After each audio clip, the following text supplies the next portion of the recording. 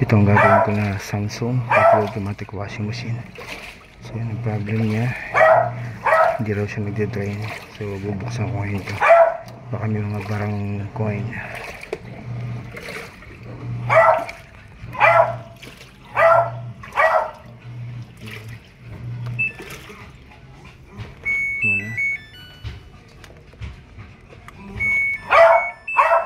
Ilagay ko siya sa spin para mag-drain.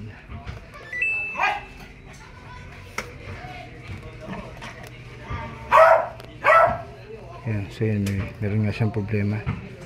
Hindi siya nag-drain, napakahina lang.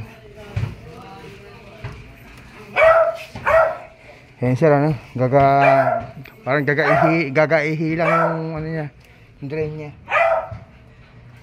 Hindi siya nakakapag-drain ng malakas. Tapos mag-error yan kapag nagtagal.